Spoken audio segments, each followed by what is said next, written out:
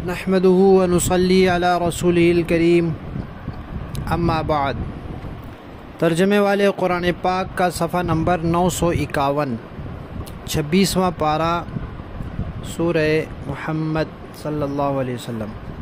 تیسرا رکوع، آیت نمبر 26 تا 28۔ اعوذ باللہ من الشیطان الرجیم، بسم اللہ الرحمن الرحیم۔ ان الذين ارتدوا على ادبارهم من بعد ما تبين لهم الهدى الشيطان سول لهم واملى لهم، ذلك بانهم قالوا للذين كرهوا ما نزل الله سنطيعكم في بعض الامر والله يعلم اسرارهم، فكيف إذا توفتهم الملائكة يضربون وجوههم وأدبارهم، ذلك بأنهم اتبعوا ما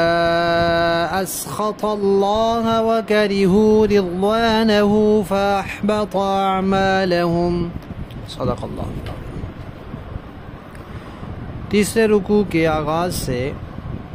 منافقین کا تذکرہ چل رہا ہے۔ اب یہاں بھی منافقین کا تذکرہ ہے کہ منافقین نے زبان سے تو اسلام کا اظہار کر دیا لیکن دل سے اسلام کو نہیں مانا۔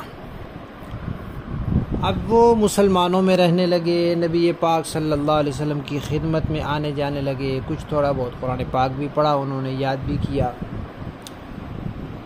تو ہدایت ان کے سامنے واضح ہو گئی۔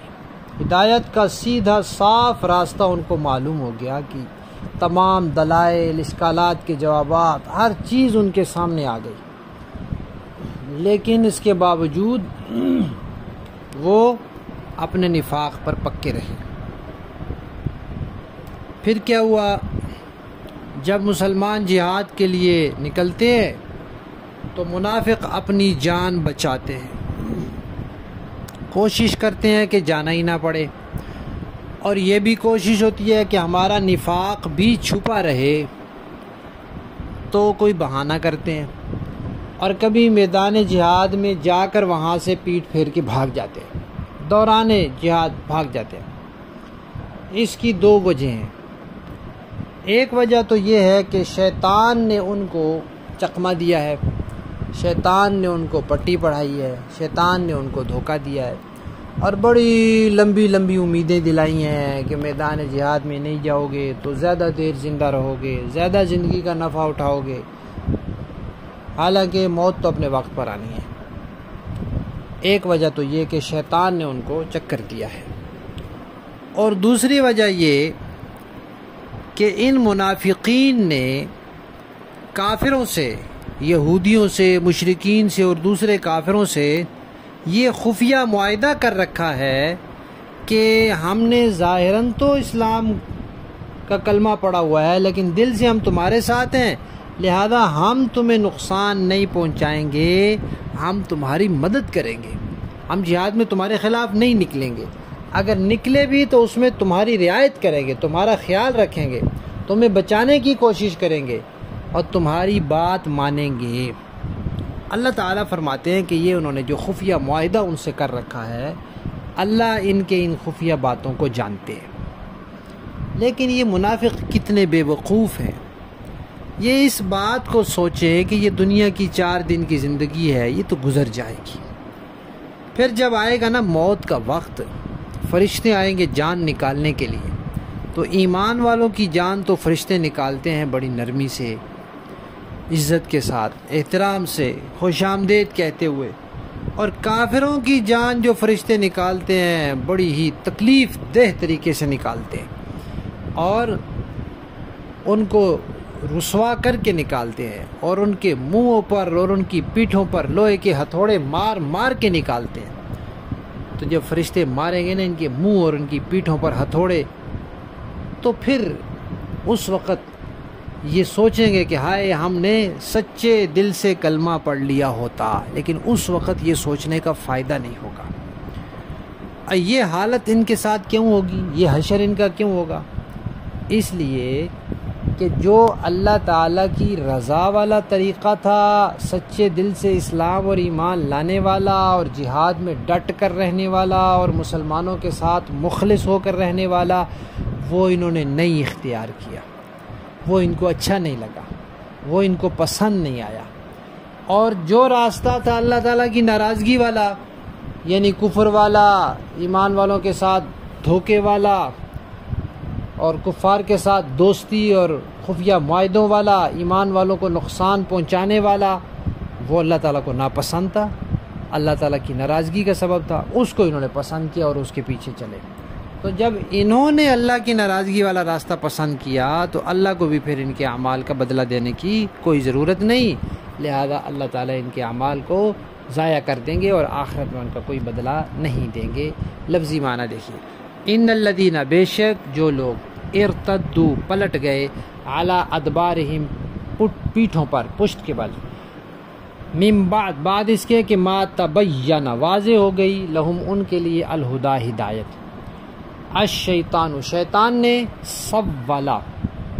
مزین کر دکھایا، لہم ان کو، ان کی باتوں کو خوبصورت کر کے دکھلایا، وَأَمْلَا اور امید دلائی ان کو دور دور کی، وَأَمْلَا لَهُمْ دور دور کی امیدیں دکھلائی ان کو، ذَلِكَ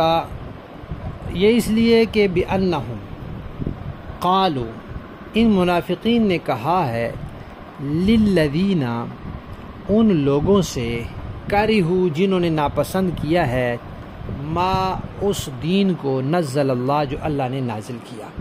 یعنی دین ناپسند کرنے والے لوگوں کو، کافروں کو منافقین نے کہا ہے، کیا کہا ہے؟ سنطیعکم ہم تمہارا کہنا مانیں گے،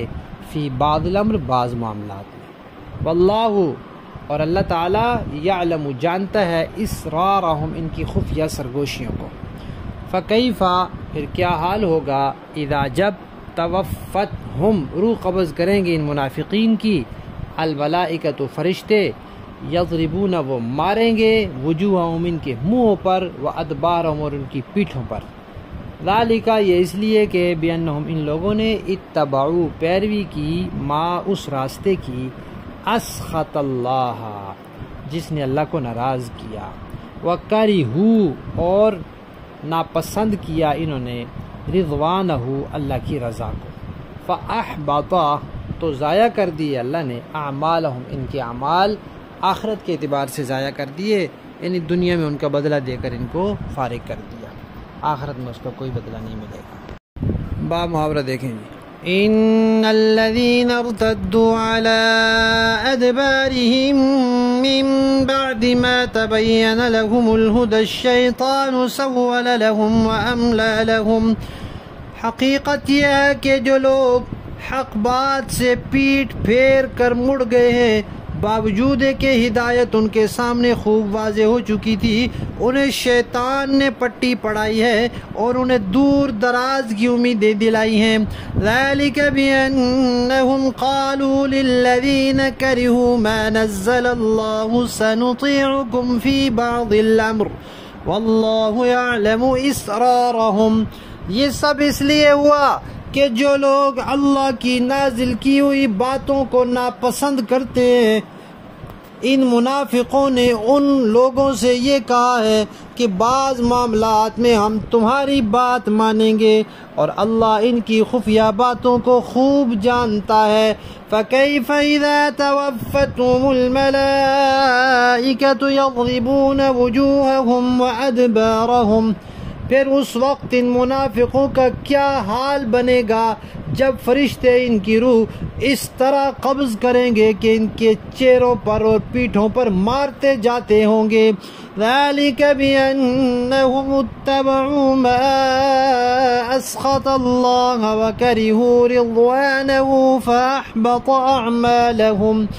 یہ سب اس لیے کہ یہ منافق اس طریقے پر چلے جس نے اللہ کو ناراض کیا، اور اللہ کی رضامندی حاصل کرنے کو خود ان منافقین نے ناپسند کیا، اس لیے اللہ نے ان کے اعمال ضائع کر دیے۔ صدق اللہ العظیم۔